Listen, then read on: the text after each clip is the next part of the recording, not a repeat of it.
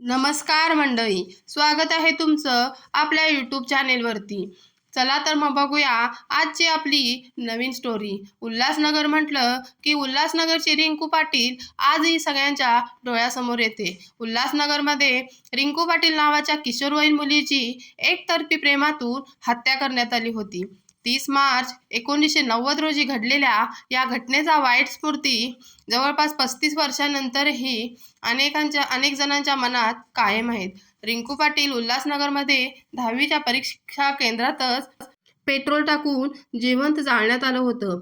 एकतर्फी प्रेमातून घडलेल्या महाराष्ट्रातील घटनांची आठवण काढताना उल्हासनगरची रिंकू पाटील हे नाव प्रामुख्याने समोर येतं. काय होतं नेमकं प्रकरण? 30 मार्च 1990चा तो दिवस. 10वीची परीक्षा सुरू होती. परीक्षा केंद्रावरीलच सर्व विद्यार्थ्यांची लगबग चालू होती. विद्यार्थ्यांच्या पालकांचीही केंद्राबाहेर गर्दी होती. विद्यार्थी, पालक, शिक्षक, पर्यवेक्षक यांनी परीक्षा केंद्राचा परिसर फुलून गेला होता. 16 वर्षाची रिंकू परीक्षेची पूर्ण तयारी करून आली होती. पुढील काही मिनिटातच आपल्यासोबत अघटित घडणार आहे याची पुसटशी कल्पनाही तिला नव्हती. रिंकूच्या वर्गात 4 जण शिरले होते. चौघांनी हातामध्ये तलवार, पिस्तूल आणि पेट्रोलचे कॅन घेऊन 4 जण परीक्षा केंद्रात घुसले. मुख्य आरोपी हरेश पाटील याच्यासोबत अनुप प्रतापसिंग वर्मा आणि अशोक वाघ होते. बंदोबस्तासाठी असलेल्या पोलिसांवरही त्यांनी हल्ला केला होता. पाहता पाहता परीक्षा केंद्रातच एकच हल्लाकल्लोळ उडाला. कोणालाही काही समजण्याच्या आतच वेगाने घडामोडी घडत होत्या. त्यानंतर एका वर्गात शिरून चौघांनी त्यांचं दार आतून बंद केलं. रिंकू पाटील तिथेच घाबरून उभी होती. चौघांनी तिला इतर विद्यार्थ्यांपासून बाजूला उभं केलं. रिंकूसह वर्गातील सर्वांचे चेहरे भेदरलेले दिसत होते. आरोपींनी रिंकूच्या अंगावर पेट्रोल ओतलं. रिंकूला मृत्यू डोळ्यासमोर दिसत असावा.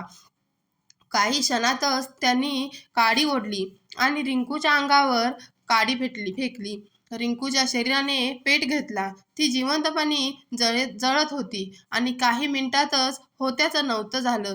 जागच्या जागी तिच्या शरीराचा कोळसा झाला. अशा बातम्या त्यावेळच्या प्रसारमाध्यमांनी दिल्या होत्या.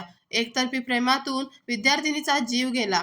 रिंकू पाटीलवर एकतर्फी प्रेम करणाऱ्या आणि तिच्या शेजारी राहणाऱ्या 22 वर्षाच्या हरेश पटेलनं हे हत्याकांड पूर्णपणे घडवून आणलं होतं. रिंकूने लग्नाला नकार दिल्याच्या रागातून त्याने हा सूड उगवला होता, असा आरोप केला गेला. धक्कादायक म्हणजे रिंकूच्या मृत्यूनंतर दुसऱ्याच दिवशी हरेशनेही आपलं आयुष्य संपवलं होतं. रेल्वेखाली उडी घेऊन हरेशने आत्महत्या केल्याचं वृत्त समोर आलं होतं. त्यानंतर हरेशच्या मृत्यूनंतरही रिंकू पाटील खून खटला खूप दिवस चालला होता. रिंकूच्या हत्येत सहभाग असणारे आरोपी अनुप प्रतापसिंग वर्मा आणि अशोक वाघ यांना हत्येचं षडयंत्र रचल्याप्रकरणी दोषी ठरवण्यात आलं होतं. त्यांना न्यायालयाने जन्मठेपेची शिक्षा सुनावली होती. अनुप प्रतापसिंग वर्माचे कृत्य अत्यंत विकृत असल्याचं सरकारी पक्षाने कोर्टात म्हटलं होतं. त्यानंतर त्याला 28 वर्षाच्या कारावासाची शिक्षाही झाली होती.